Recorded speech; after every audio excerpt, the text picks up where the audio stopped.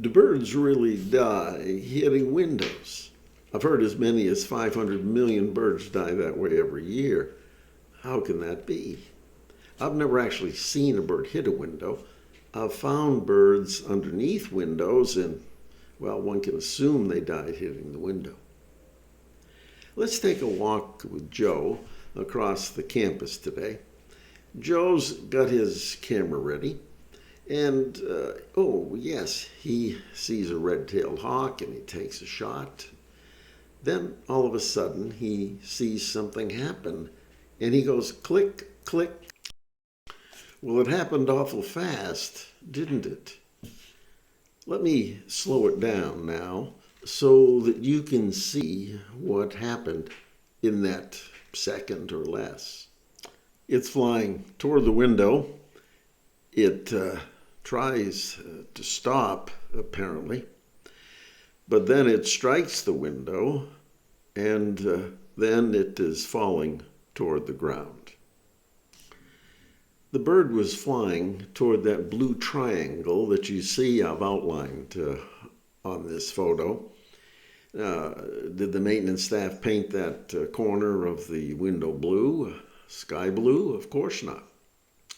What the bird is seeing is the sky that is behind him reflected in the window that is in front of him. He does not know there's glass there, and he thinks he can fly through that space.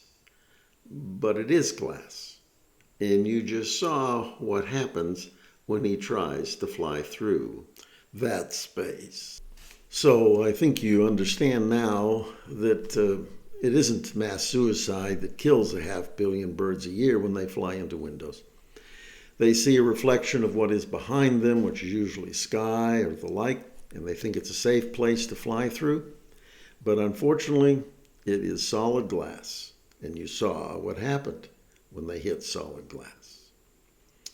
Now, lest you think that this is some kind of unique event, unfortunately, it happens, as I said, probably 500 million times every year. There are 40 years of scientific research led by Dr. Daniel Clem at the Center for Ornithology, who first understood what was going on and did the research and got it published and so forth. And as we just saw, birds see reflections of what is behind them, and they do not recognize it as glass. And the results are tragic. Now, of course, you learned in biology class about evolution, and so you may think, well, the smart ones will survive, and those that recognize windows, and the others won't, and evolution will, in time, result in birds that can see windows. The problem with this is that in the last 50 years, we've lost about a third of all the birds in North America. It takes thousands of years, maybe 10,000 years, we don't know exactly, for birds to recognize something that has never been a threat over their entire history as a threat. We simply do not have the time to wait for evolution to solve this problem. There will be very few birds left for our children. If you're on a college campus, this is a great place to get started in protecting birds from window collisions. Here's a list of a number of universities and colleges which have already done this, and there's at least 35 more that I haven't listed here. There is a special Bird Safe Campus initiative run by an organization called FLAP in Toronto. And I urge you to get in touch with them and learn how to protect birds on your campus.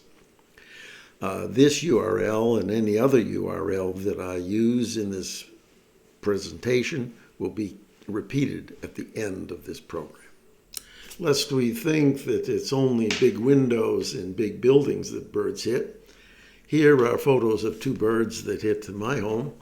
The catbird to the left hit the glass front door, my storm door, and the bird to the right hit the side of my sun porch in the back.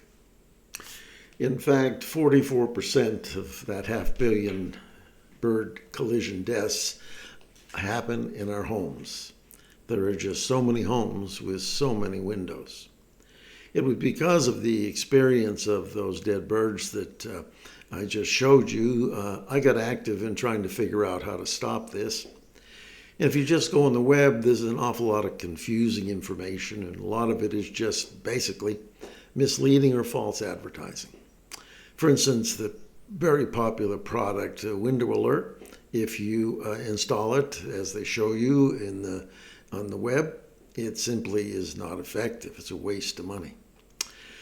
The Consumer Guide to Bird Window Collision Prevention, I wrote it so that you could get answers to all of those questions easily.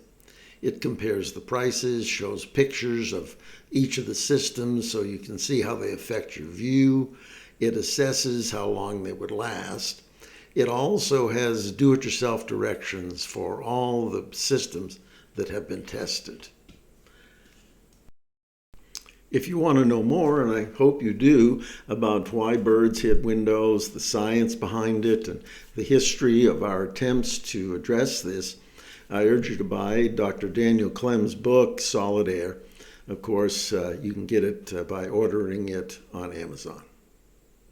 If you want to do more, and I hope you do want to do more after you've protected the birds from colliding with your windows, at the same site is a document called 8 Tools you can use to promote bird window collisions in your club and community. You know, we can't just write emails and send messages saying, protect birds from windows, protect birds from windows. And this document gives you real good ideas on other ways to get the word out in a fashion that people will listen and accept.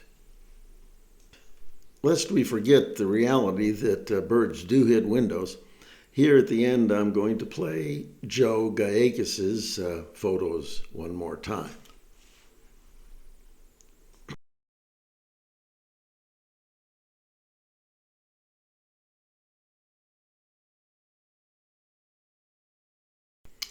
Yes, the photos are courtesy of Joe Gyekis, and we thank him for taking these photos and sharing them with us.